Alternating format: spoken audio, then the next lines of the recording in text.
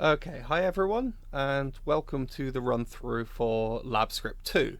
So if you haven't seen the first video, in these videos what I'm going to do is just run through the lab script for every week in case you miss a lab and you need to catch up, but also just in case you want to go back and hear again me explain through what's in the scripts for each week.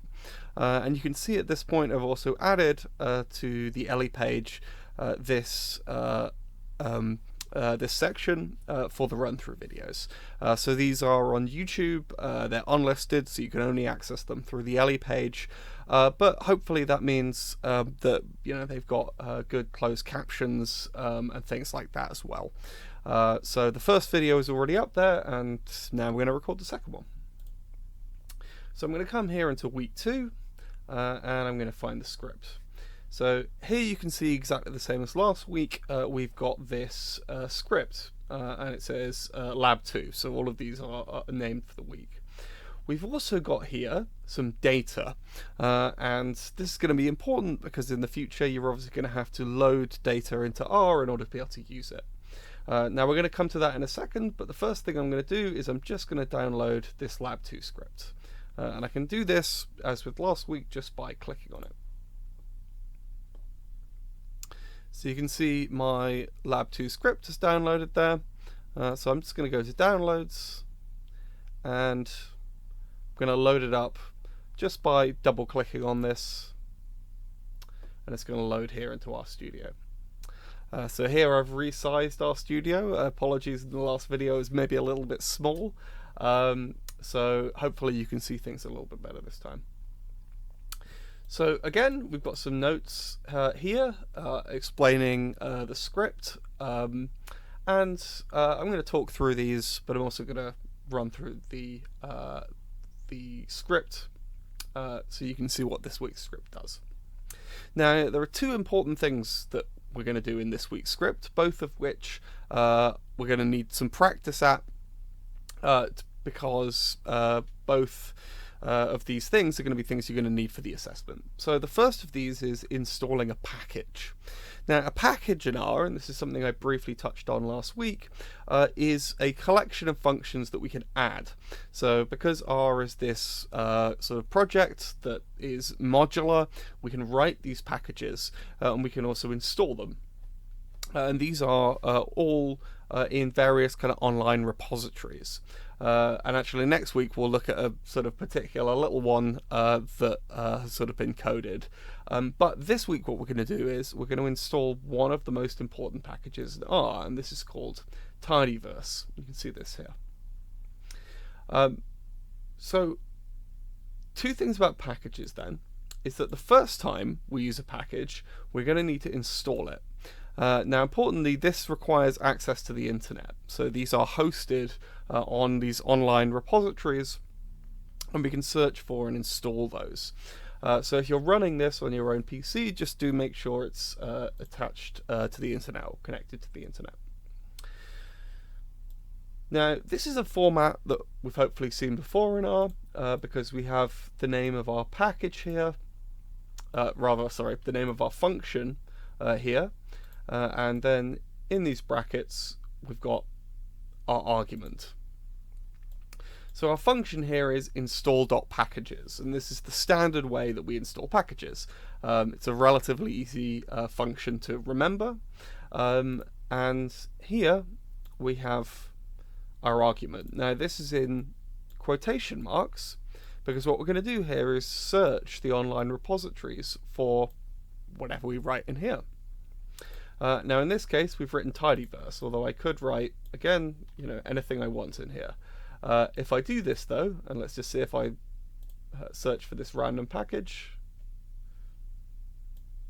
it's going to tell me that the random text I wrote in there is not available for this version of R, or indeed any version of R. So let's go back and replace this with Tidyverse.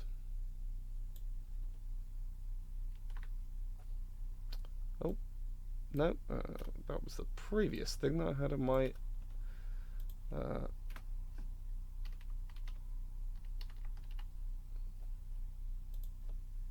okay, so there we go. We've got Tidyverse there now. So let's see what happens if I run this. Okay, so apparently I already have this loaded, so this is going to give me a little warning here. But I can just reinstall this again whenever I like.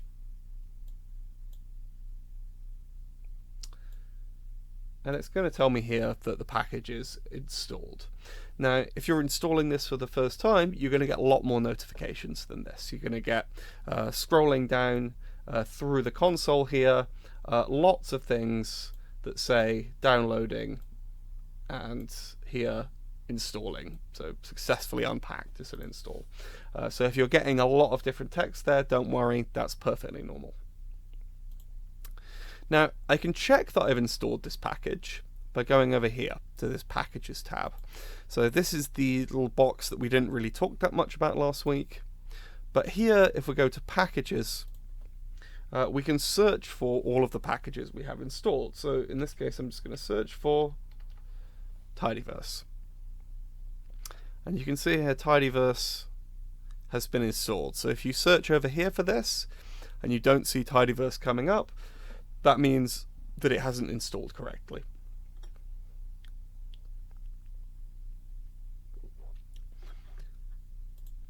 So assuming I've successfully installed Tidyverse, then here it is. Then the thing I need to do every time I use a package is I then need to attach it from the library. So you can think about this library here and all the things in it, including Tidyverse, as in a sense these are like objects, and just like our objects in our environment, we can call them up and use them to attach them. And the function we need for this is this one, library. So this is our package library, and what we're saying here is library, and to find this package Tidyverse. So again, I'm just going to run this line.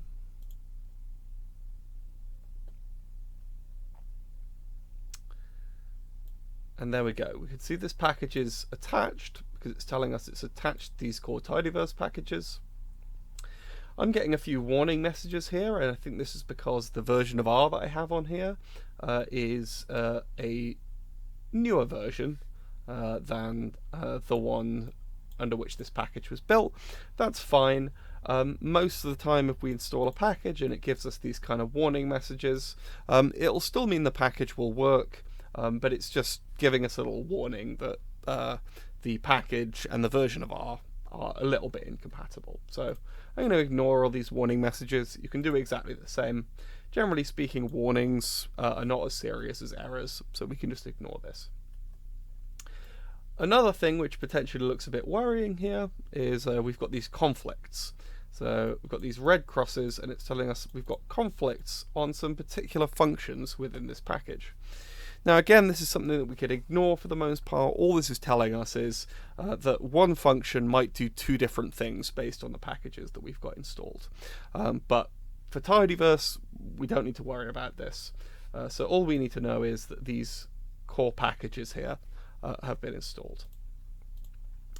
So loading packages can be a little bit tricky. You can obviously see we get these warning messages. But in general, there's nothing that can go wrong when we run these functions. So if you're finding that Tidyverse isn't coming up here, or that you're getting a problem, just try and run the line of code again. Sometimes it helps to just redo that. And the worst comes to the worst, either close R and reopen it, or try just reinstalling R in the first place. And I've seen both of those fix some of the sort of weird errors that you can get here. Now, we'll come to at the end of this lab some of the examples of how we use Tidyverse. We don't really need to worry about that so much. Really, the point of this lab is just to get used to the idea of installing and loading packages. But I will show you at the end some of what Tidyverse allows us to do. So the second thing then in this lab script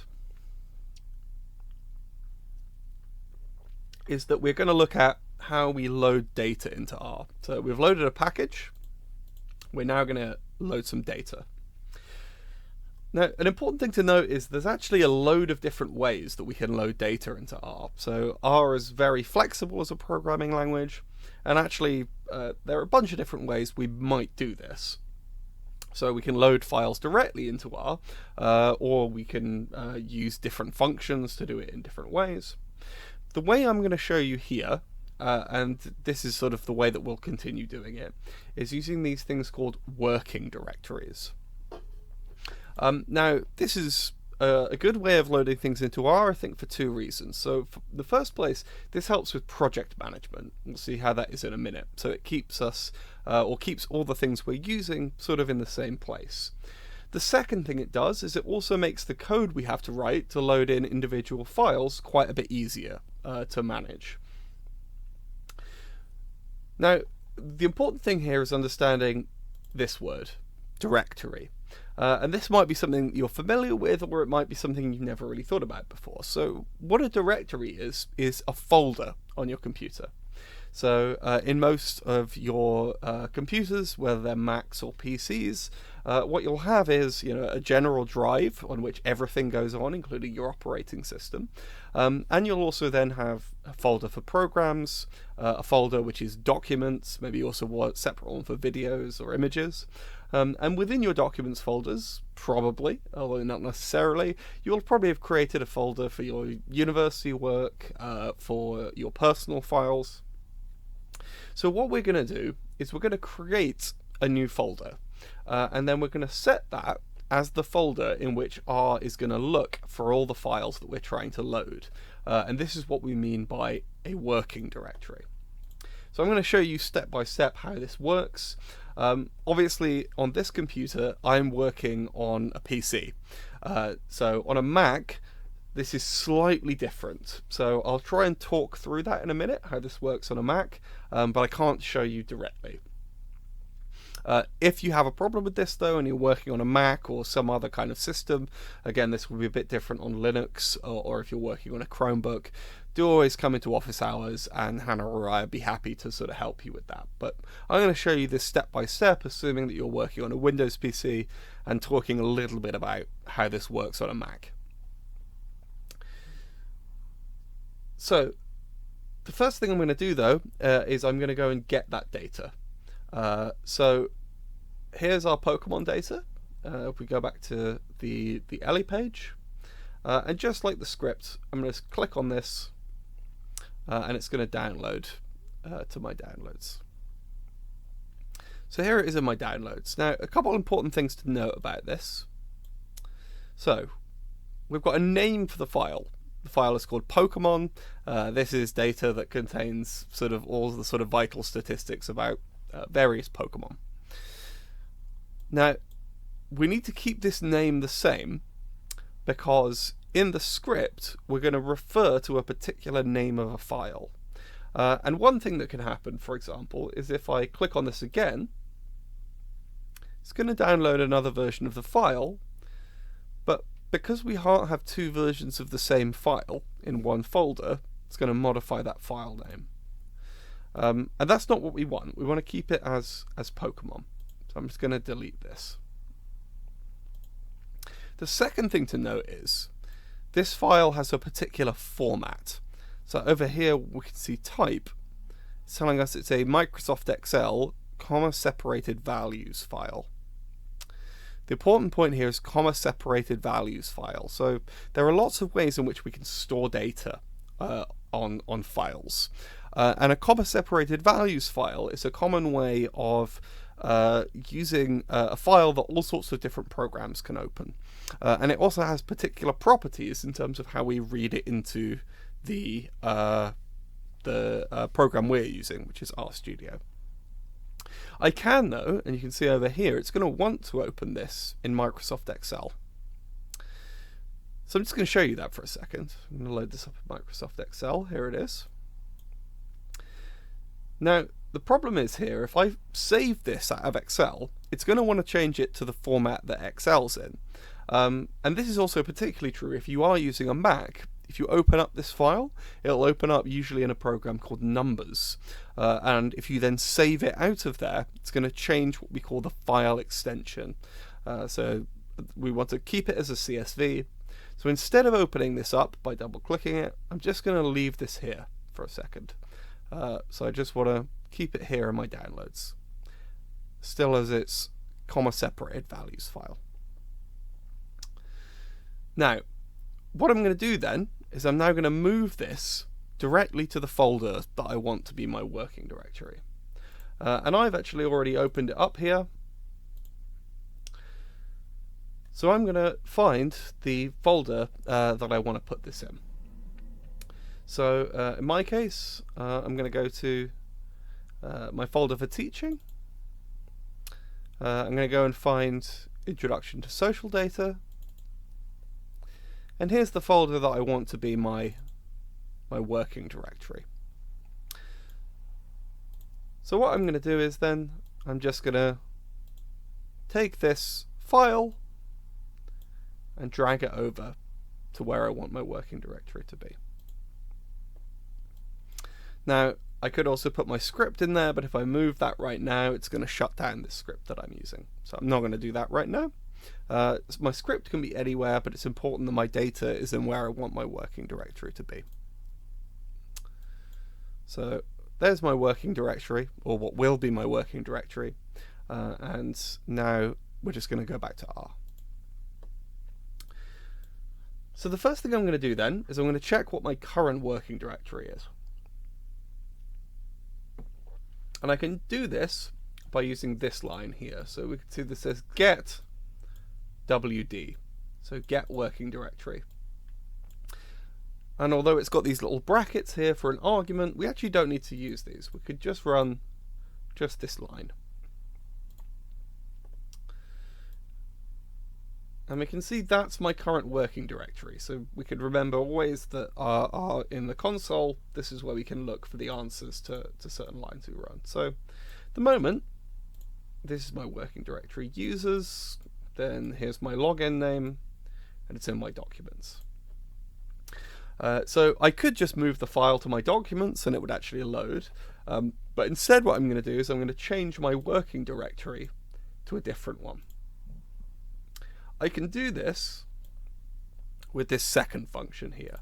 So whereas before we had get working directory, what we now have here is set working directory, so set WD. And we've got a little placeholder here for what I need to put in order to change that. So I'm going to show you how this works on Windows, and then I'm going to talk through how it works on a Mac. So if I go back to my directory, the one with my data in here, you can see up here I've got a series of folders. So Nick Dickinson, Dropbox, My Documents, Teaching, Exeter, Intro to Social Data, 2025. Now what I can actually do here is if I go to the blank space at the end here, and if you don't see any blank space, you can always expand the box here. I can click on this, and you can see here, this is changed to this line. And this is the exact text that I need for the physical location of what I want my working directory to be. And you can also see this is highlightable text, so I can just copy this straight out of here. And then I can come back to here and paste it in. Now, if I'm working on Windows though, there's actually one more thing I need to do, and that actually relates to the difference between this and this. So this is an example of Hannah's working directory. So Hannah, who's your lecturer for this module, she actually uses a Mac. And on Macs, we have these forward slashes. On Windows, we have backward slashes. Now, this is a bit of sort of deep computing lore, but originally these forward slashes were the original way that we divided up these lines of code that say what working directories are. For Windows, for whatever reason, they changed it to backslashes. The problem with that is a backslash is also something we call an escape character. So this will actually stop the code running whenever we run it.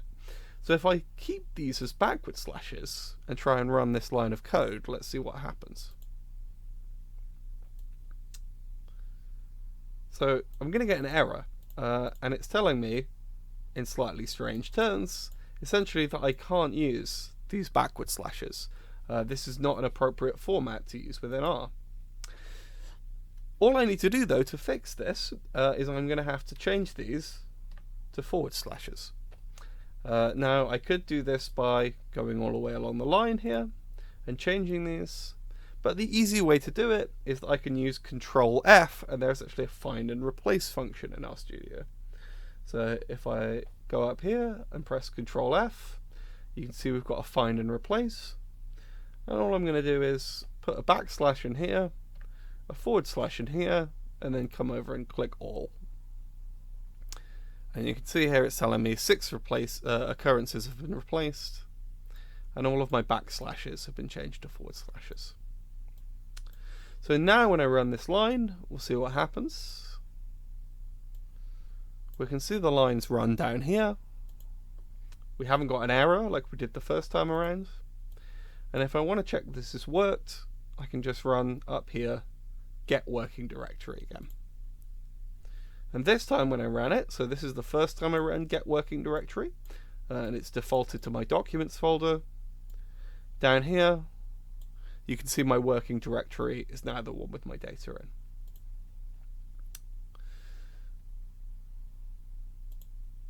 So that's a little fiddly, maybe the first few times you do it, but the point is actually I can just take this, if I save this lab script, so if I click out here and save, that's going to keep that the same, and you can use this every time you want to load in data, so long as we're working in this same working directory. So if you manage to do this, save this somewhere. You could even open up a text document or a Word document and save this little line. And really you only have to do this once if you can get this working. So the important thing is it's just set working directory, open brackets, open quotation marks. We put in what we copy from up here. And then we just change those backward slashes to forward slashes. Now on a Mac, you actually don't have to change the backward slashes to forward slashes. So Macs natively use these forward slashes. The bit that's different on a Mac is how we get to that. So I'm going to do my best to show you this on a Windows PC. And I'm going to sort of talk you through what this is going to look like, but you'll have to sort of use your imagination. So if I was working on a Mac, I would do the same thing. I would come to this folder, Nick Dickinson Documents Teaching Exeter. This is of course be your finder on a Mac. I would come to where this file is and I would right click on it. Now if you are working on a laptop which has just a touchpad, a right click on a Mac is using 2 fingers just to tap on the touchpad. I would though encourage anyone working on a Windows or a Mac to buy a mouse at some point. So something you can plug in either by Bluetooth or with a USB, because doing all of this coding stuff is much easier. But you can do a right click with this 2-finger tap. Now what I would do here then is I would scroll down to what on Windows is called properties. Now on a Mac, if we scroll down these options, you're going to see something that says Get Info. It's not necessarily going to be a bottom, it'll be somewhere in here. But your equivalent of this, Properties, is going to say Get Info. Now if I click on this, I'm going to get some information about the file. And again, this all looks similar on a Mac. So what I need is, you can see here, this says Location. And this is giving me this same thing that I had here. So in fact I could use this to find the location on a PC as well. On a Mac, this is going to say Where. And it's going to look a little bit like this. It's actually going to have these little sideward arrows.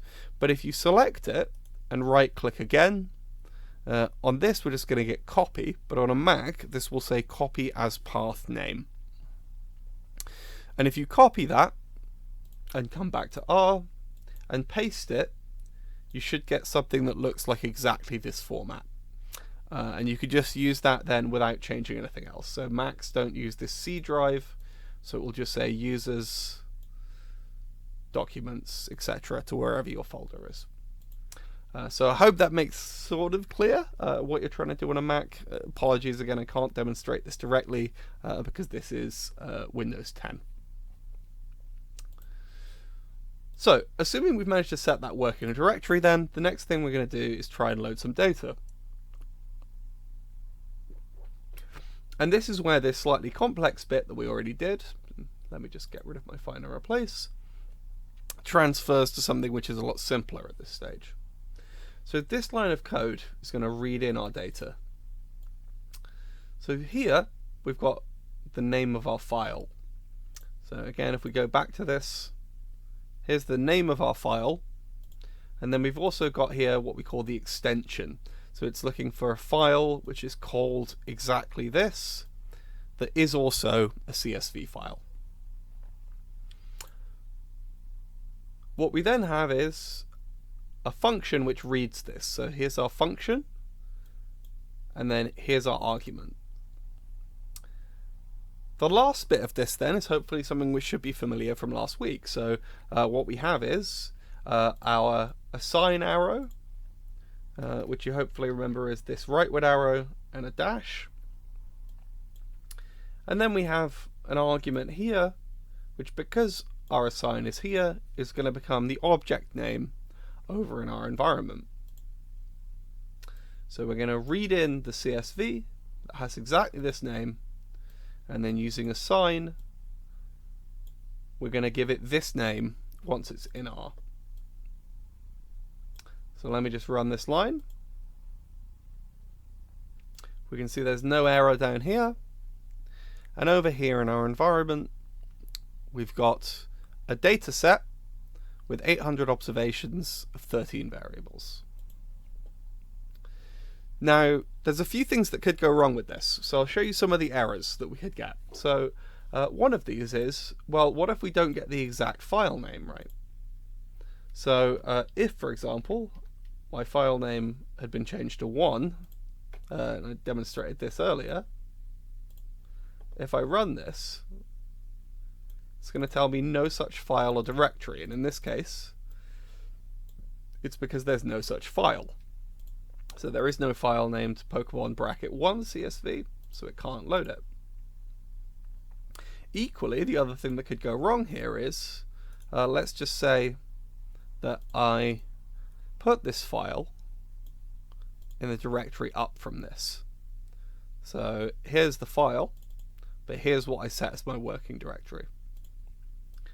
Again, if I run this, it's going to tell me can't open the file, no such file or directory. So in this case the file name is wrong, in this case the file is not in the folder. So this can generate a few errors, and again this can be a bit tricky to deal with at first, but really the only thing we need to check is what's the working directory, find this folder, go to it here, and if we don't see that file, we can put it in it, and then we just need to check that the file name and the file extension over here is the correct one. So if I run this again, although you can see it's already here, let's just get rid of it again. I can run that and it'll load in the file.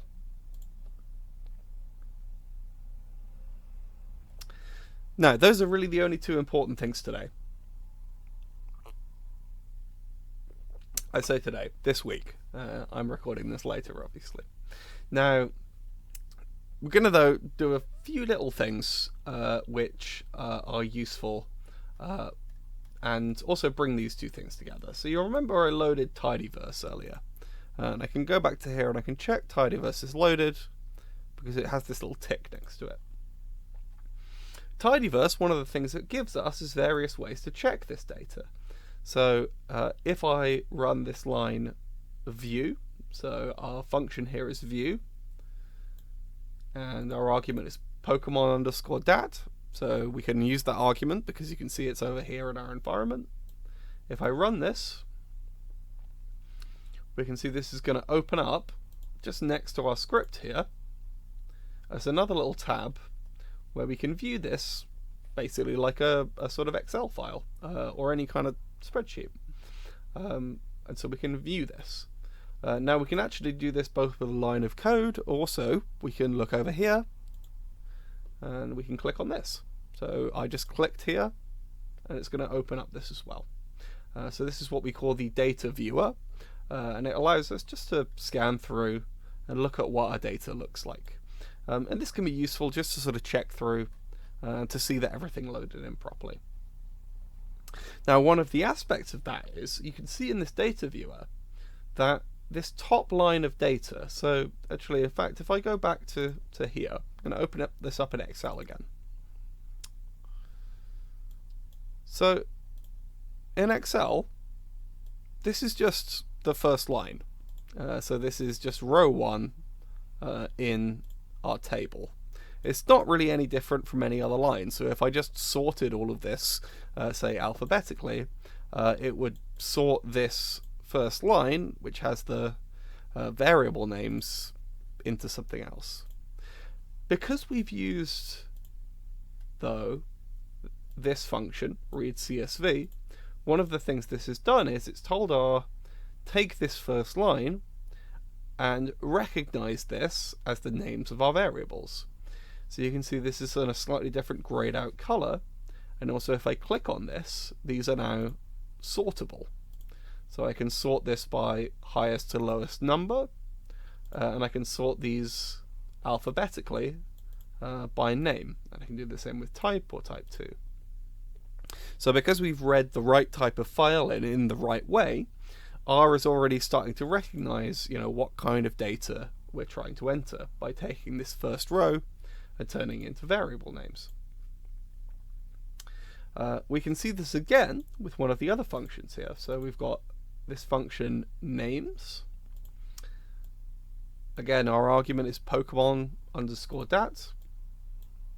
And if we run this, it's actually going to print out those names down below. So these are the names of our variables. So this is what we were looking at here. We've got case ID, name, type 1, type 2, total, HP, attack, defense. And we can see these along here. We can also look at, for example, this function. So this is dim, which stands for dimensions. And it will tell us the dimensions of this data set. Now in this case that's 800 observations, 13 variables. And so if we run that, it's going to give us those answers. We've got 800 observations, 13 variables. So this is rows and columns. So we've got down here, if I sort this again,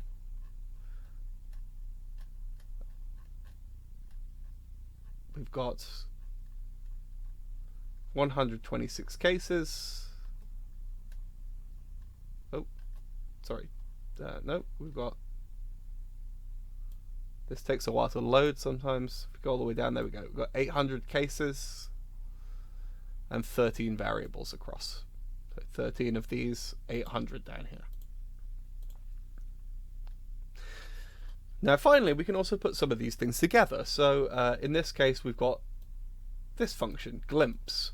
Now, one of the things that we're going to ask you to do in assessments, and this is probably the first thing we've done that's relevant to this, is that we're going to ask you to load a data set and check it. And one of the things that we often do to check a data set is run this function, glimpse. So here's our function, and again, here's our argument. So let's say what happens when we run that. So this time we've got quite a big lot of stuff printed out down here. So let's have a look through this. So we've got the same thing that came out when we ran dimensions. It's telling us 800 rows, 13 columns.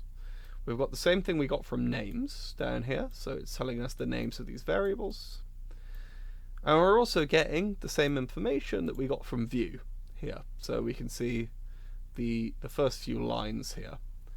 So if we compare this to say, let's have a look at HP. So HP's here, And you can see here we've got 45, 60, 80, 80. So this is the equivalent to this column here. And it's just printing it out down here. And the point of this is that we can just sort of see that our data has been read in a way that makes sense, right? So it hasn't been garbled or messed around with in any way. We can look at this and say, okay, so we've read this in. It's the same data that we wanted to read in. It's gone in the right way. The final thing, though, is that we've also got this, and this is information we didn't get from any of these. So we didn't get this from names and view. And what this is telling us is what type of variable this is. Now, this is something that Hannah has talked about in the lectures, which is that variables come in different types. So we can have numeric, continuous, and integer variables. We could also have things which are categorical or logical. Now, in this case, these are similar to variables. They're actually called vectors. So vectors are the way in which the program is seeing what we read in. So CHR in this case is character. And this is because these are just lines of text. So R is just seeing these as the letter G, R, A, S, or F, I, R, E. So characters. Here we've got integers. So R has already recognized that this is a numeric variable. And it's also recognized that because this goes up in intervals of 1, these are integer variables. So it might also recognize that these are continuous. And in this case, on your version of R, this variable may or may not have been recognized as a logical variable, because true, false is a binary or logical variable. Now, we can actually change these later, and this is something which in another lab we'll look at. It's actually very important that we don't just trust what R initially thinks, but that we go through and check that our variables have been read in correctly. But for the moment, the point is just that, again, using these functions like read CSV will mean that our data is read in with the correct recognition of the name of the variable, and hopefully at least roughly the correct recognition of the type of variable. So it's always important then that we're reading in the right type of file with the right type of function. And incidentally, CSVs aren't the only way we can do this. We can read a numbers or an XLS or a Microsoft Excel file directly in, but we can't do it with this function. So we just need to match up the function to the file type. So that's really the whole content then of this lab in terms of stuff that you really need to learn from it. Now, we'll go through this multiple times again, so we'll look at installing packages and how to load data in several future labs. So hopefully this is kind of become a bit routine, even if it's confusing the first time you look at it. The final bit, though, because I think I didn't get to really describe this in all the labs we did this week, is I'm going to look quickly at some other things that we can do with tidyverse. So this is the package that we installed here. Before I do that, though, I'm just going to get rid of everything in here, so I have a nice clean console. Again, you can remember you can do this with the brush, and you can do this the same way up here. So I've got tidyverse loaded and installed. What does this let me do? Well, one thing it lets me do is use this little thing here. So just to show you what this looks like on its own, this is a percentage sign, a rightward arrow, and another percentage sign. What we call this is a pipe.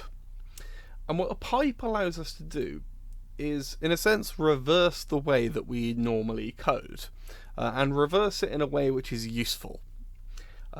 So a lot of these that we've looked at so far, we always start with the function, and then we move on to the argument. So we go function, glimpse, argument, Pokemon data. What a pipe allows us to do is reverse the order of this. So we can start with the data, and then we can append functions to the bottom of it. The reason why this is useful is because it means that we don't keep having to keep specify what the data is. What we can say is take Pokemon data. We use a pipe, and then under this it will do all of these things, with only having to refer to, in this case, something within Pokemon data. So within Pokemon data, we've got this variable HP that we looked at earlier. So the language we would use is we are piping Pokemon data into this function, which is called summarize. Now this creates a table that we can add various other things to. So in this case, we've got the function mean that will calculate the mean average of HP, the median of HP, the minimum figure, the maximum figure, and the standard deviation. The standard deviation being a measure of spread. And I think Hannah has talked about this in the lectures already. So rather than having to every time specify that we're using Pokemon data when we use this, we can instead have 1, 2, 3, 4, 5, 6 functions, all with the specification that we want to use Pokemon data. And that's the power of this pipe. You can see it as sort of equivalent to how useful, well, not equivalent to how useful necessarily, but we will see this very often, just as often as we see that assign function that we used in the first week. So just to show you what that looks like then, if I run all of this, and I have to run this as one block of code, if I try and just run one line, it'll likely cause an error. If I run this, you can see here, this is a kind of table. It's not formatted very easily to read, but we've got mean HP.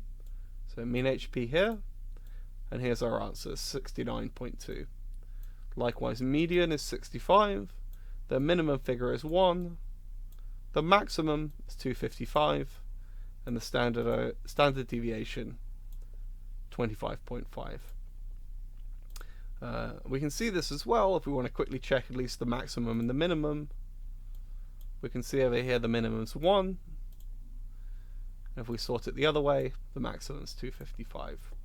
So it's going to return these in just one nice simple table where we can summarize this variable. Now finally, the other thing we can do is we can use variables like, or we can use functions like count. So in this case, this is a numeric variable. This is an integer. But for categorical variables, we might want to count the number of types. And we can use this function, the pipe, in the same way. So we can run this, and it's going to give us the count of each type of Pokemon. So this is type 1. You see water, psychic, ghost, normal, dragon. And this is counting those types. So n is the number of these. And it's going to look through these and count up the number and quickly summarize them. So that's everything for the second lab script. You can try changing around this variable if you want to summarize some other ones as a quick exercise in using this. But the most important thing is to just go over this, make sure you can quickly and efficiently set a working directory, or indeed just successfully set a working directory and load the data in. And also that on your machine or on another one that you're able to install packages. And again, just to quickly note, if you are getting weird errors, if this install packages doesn't seem to be working, again, 90% of the time this works fine, but every computer is a bit different. And so if you are getting strange errors, you're not messing anything up. It's likely just something that requires a little bit more effort to solve. So do come to me at the end of the labs, or come to Hannah Ryan office hours, and we'll try and fix this, because Tidyverse is something you're going to need to use, and if it doesn't seem to be working, I guarantee there is a way that we can get it to install and work. So just come to us and ask about that. But in any case, I'll see you in the next video on Lab 3, and I'll see you in the Lab 3s hopefully this week. So see you soon.